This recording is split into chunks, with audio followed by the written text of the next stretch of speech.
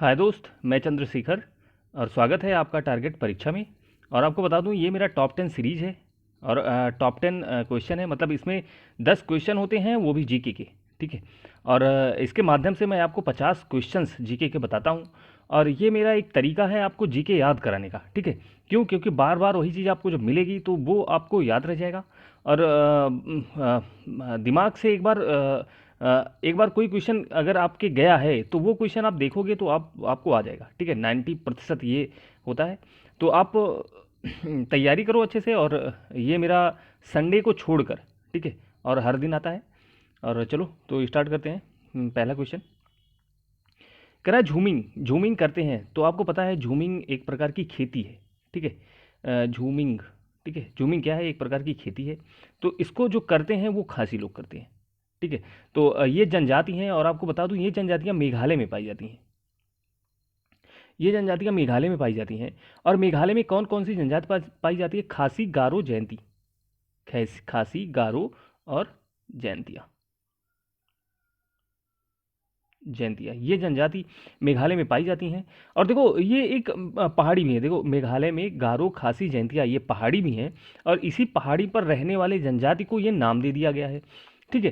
तो ये झूमिंग खेती करते हैं। अच्छा, झूमिंग खेती होती क्या है? झूमिंग खेती ये होती है कि एक एक मान लो एरिया है। ठीक है। वहाँ वहाँ पे ये लोग पेड़ को काटते हैं और पेड़ को काटने पर जला देते हैं। जलाकर उस पर कुछ दिन खेती करते हैं। उसके बाद जब तक वो उपजाऊ रहता है तब तक वहाँ खेती करते हैं। उसके बाद फिर दूसरी जगह चले जाते हैं। यही प्रोसेस फिर दूसरी जगह करते हैं। यही होती है झूमिंग खेती। ठीक है। तो ये ज़्यादा पूर्वोत्तर राज्य में होता है। ठीक है। पूर्वोत्तर राज्य में होता है ये ज़्यादातर। और ये खासी लोग करते हैं। मेघालय है और मेघालय की राजधानी है शिलांग। ठीक है। अगर हम बात करें मेघालय की राजधानी शिलांग। और शिलांग एक पहाड़ी भी है। ठीक है। शिलांग एक पहाड़ी भी है। तो जो मेघालय की सबसे ऊंची चोटी है वो शिलांग है। समझ पाए आप? मेघालय की सबसे ऊंची चोटी कौन सी है? शिलांग। अगर हम बात करें जनजाति की तो गोंड जनजाति ये सबसे बड़ी जनजाति है। ठीक है। गोंड जनजाति सबसे बड़ी जनजाति है भारत की। आगे चलते हैं। कह रहा है आज कार्बन डाइऑक्साइड मतलब CO2 के उत्सर्जन में सबसे ज़्यादा योगदान करने वाला देश है। देखो आज सबसे ज़्यादा CO2 जो कार्बन डाइऑक्साइड उत्सर्जित करता है वो है चीन। ठीक है। चीन सबसे ज़्यादा है इसमें, इस ग्राफ में सबसे आगे है। और आपको बता दूं CO2 एक ऐसी गैस है जो हमारे वायुमंडल के लिए अगर ज़्यादा हो जाए तब भी नुकसानदायक है और कभी कम भी हो जाए तब भी नुकसानदायक है। ठीक है। मतलब ज़्यादा होना भी, ये नहीं, ज़्यादा ज़्यादा होना भी नहीं चाहिए और कम भी नहीं होना चाहिए। अब ये वायुमंडल में है 10,03%। ठीक है। तो ये वायुमंडल में पाई जाती है कार्बन डाइऑक्साइड 10,03%। तीसरी सबसे ज़्यादा पाई जाती है कार्बन डाइऑक्साइड। तीसरी सबसे ज़्यादा पाई जाने वाली गैस है हमारे वायुमंडल में। ठीक है। और आपको बता दूं कार्बन डाइऑक्साइड इसके लिए मतलब ये क्या होता है जब इसकी वृद्धि होती है तो इससे गर्मी बढ़ती है। ठीक है। तो सबसे पहले गर्मी, अच्छा गर्मी बढ़ेगी तो बर्फ़ पिघलेगा। अगर बर्फ़ पिघलेगा तो समुद्र का जलस्तर बढ़ेगा। अगर जलस्तर बढ़ेगा तो कई देश जो छोटे छोटे देश हैं वो डूब जाएंगे। ठीक है।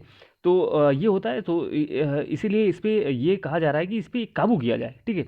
और इसको काबू करने के लिए बात 1997 की है। ठीक है। 1997 में एक क्योटो प्रोटोकॉल हुआ था। Kyoto protocol. और क्योटो प्रोटोकॉल ये हुआ था जापान के क्योटो में। कहाँ हुआ था? जापान में। तो आपसे ये पूछेगा अगर क्योटो प्रोटोकॉल कहाँ हुआ था? जापान में। कब? 1997 में। और इसका इसका काम क्या था? इसका काम था कि कार्बन डाइऑक्साइड को कम करना। ठीक है। सभी देश मिलकर कम करें। और आपको पता होगा कि क्योटो ये जो क्योटो है ये राजधानी है जापान की राजधानी पहले थी। ठीक है।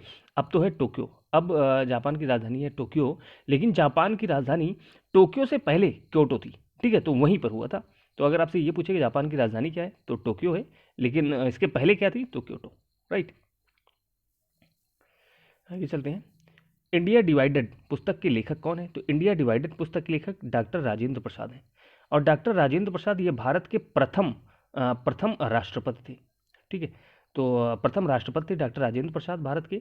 और इन्होंने इंडिया डिवाइडेड पुस्तक लिखा और ये बिहार के थे। ठीक है। तो अगर आपसे पूछेगा ये कहाँ के थे तो बिहार के थे।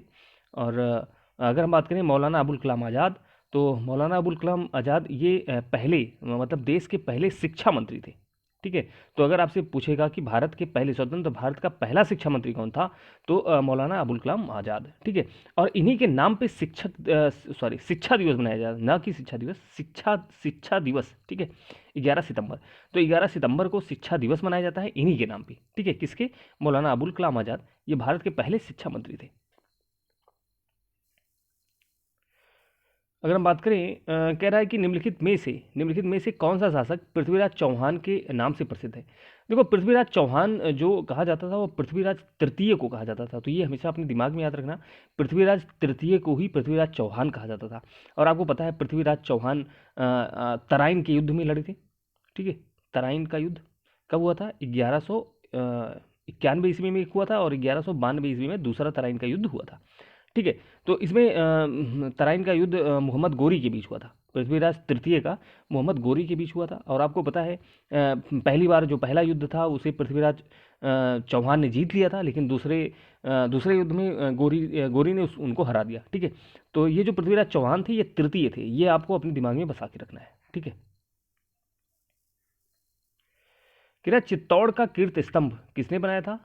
किसने बनवाया था? तो चित्तौड़ का कीर्त स्तंभ राणा कुंभा ने बनवाया था, ठीक है। तो राणा कुंभा बनवाया था, और चित्तौड़ ये राजस्थान में, ठीक है। तो ये राणा कुंभा ने बनवाया था, तो याद रखना आप। मंगल पांडे कहाँ के विप्लव थे? मतलब मंगल पांडे कहाँ के थे? तो मंगल पांडे, देखो ये थे मेरठ के, लेकिन जो इनकी छावनी थी वो बैरकपुर छावनी थी मंगल पांडे की, और ये बैरकपुर है कलकत्ता में, ठीक है। तो बैरकपुर कलकत्ता में है, यहाँ की छावनी थी, और 34वें रेजिमेंट के सैनिक थे, ठीक है। रेजिमेंट, तो 34वें रेजिमेंट बटालियन के सैनिक थे ये। और बैरकपुर है, बैरकपुर कलकत्ता में है, बैरकपुर के थे। और मतलब बैरकपुर में इनकी ड्यूटी थी वहाँ बैरकपुर छावनी में, और वैसे थे मंगल पांडे मेरठ के, राइट। अब देखो 1857 की जो क्रांति है, ये सबसे पहले मंगल पांडे ने ही शुरू की, ऐसी कहा जाती है, ऐसा कहा जाता है। और मंगल पांडे को बैरकपुर में फांसी दे दिया गया था, ठीक है। जब इन्होंने दो पुलिस वाली को मतलब गोली चला दिया था, तो 1857 की क्रांति इन्हीं की देन है, ठीक है। तो बीडी सावरकर इसको 1857, बीडी सावरकर जो थे वो 1857 की क्रांति को स्वतंत्रता की पहली लड़ाई बोला, ठीक है। स्वतंत्रता के लिए पहली लड़ाई 1857 की क्रांति को बोला बीडी सावरकर ने। और 1857 की क्रांति को सिपाही विद्रोह भी कहा जाता है, ठीक है। सिपाही विद्रोह भी कहा जाता है। तो देखो ये क्वेश्चन पूछता है 1857 में जो इनका चिन्ह था वो चिन्ह क्या था?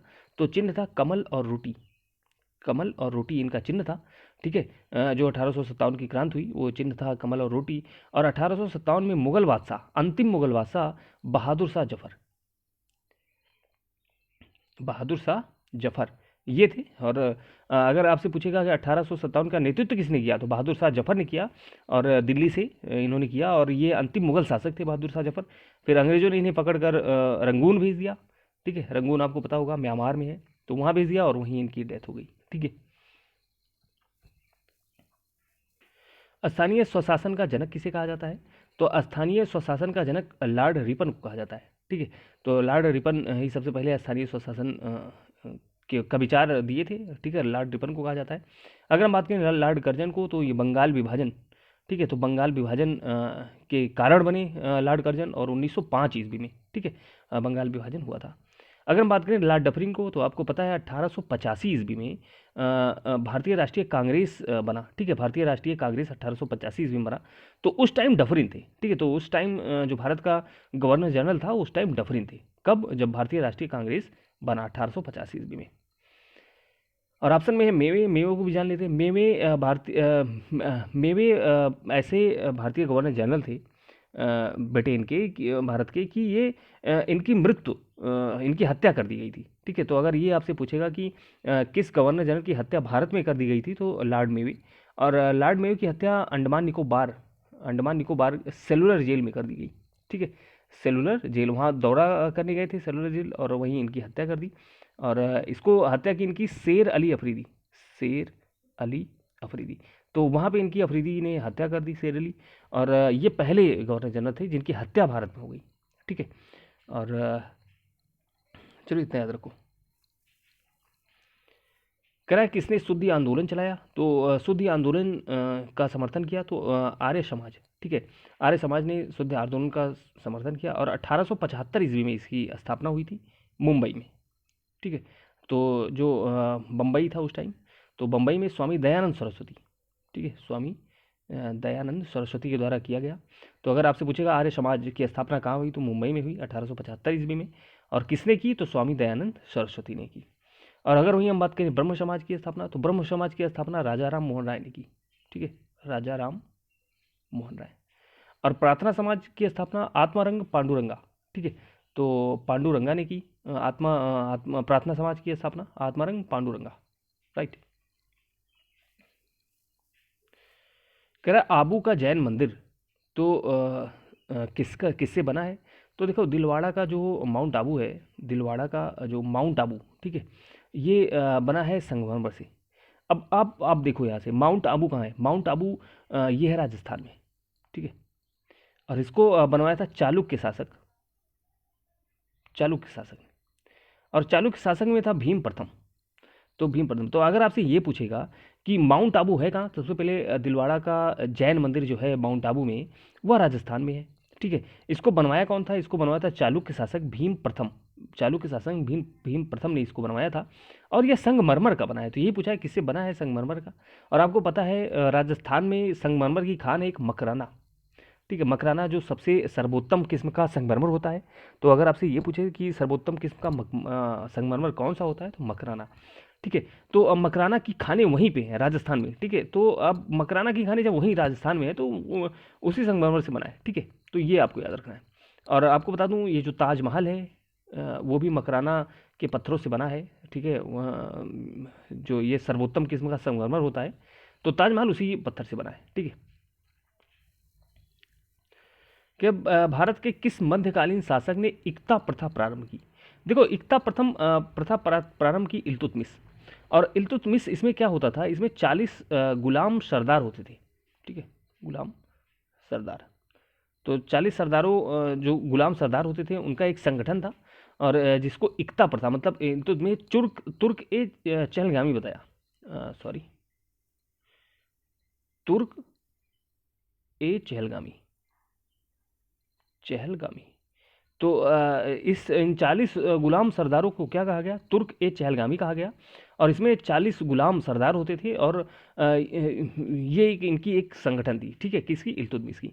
और आपको बता दूं इल्तुतमिश पहला शासक था जिसने अपनी राजधानी लाहौर से दिल्ली हस्तांतरित की, ठीक है। तो सबसे पहले लाहौर से दिल्ली अपनी राजधानी किसने बनाई, तो इल्तुतमिश ने। और आपको पता होगा इल्तुतमिश ये कुतुबुद्दीन ऐबक का गुलाम और दामाद दोनों था, ठीक है। तो यहाँ लिख देता हूँ मैं, ये दामाद भी था और गुलाम भी था, किसका, कुतुबुद्दीन ऐबक का, ठीक है। इसलिए ना इल्तुतमिश को गुलामों का गुलाम कहा जाता है। तो अगर आपसे ये पूछेगा कि गुलामों का गुलाम किसे कहा जाता है, तो इल्तुतमिश। अच्छा क्यों कहा जाता है, क्योंकि देखो जो मोहम्मद गोरी थी, जो मोहम्मद सॉरी था वो मेल था, ठीक है, महिला पुरुष था, महिला नहीं। जो मोहम्मद गोरी था वो उसका एक गुलाम था ऐबक, ठीक है। तो कुतुबुद्दीन ऐबक, और ऐबक का गुलाम था इल्तुतमिश, ठीक है। इसलिए इल्तुतमिश को गुलामों का गुलाम कहा जाता है। और क्योंकि मोहम्मद गोरी का गुलाम ऐबक और ऐबक का गुलाम इल्तुतमिश। और इल्तुतमिश जो था वो ऐबक का गुलाम और दामाद दोनों था, ठीक है। तो ये आपको याद रखना है, ठीक है। तो आपका ऑप्शन एकता प्रथा भी चलाया था इल्तुतमिश, तो ये था। बस दोस्त आज के लिए इतना ही, मिलते हैं अगले वीडियो में, तब तक आप अपना पढ़ाई करो और एंजॉय करो।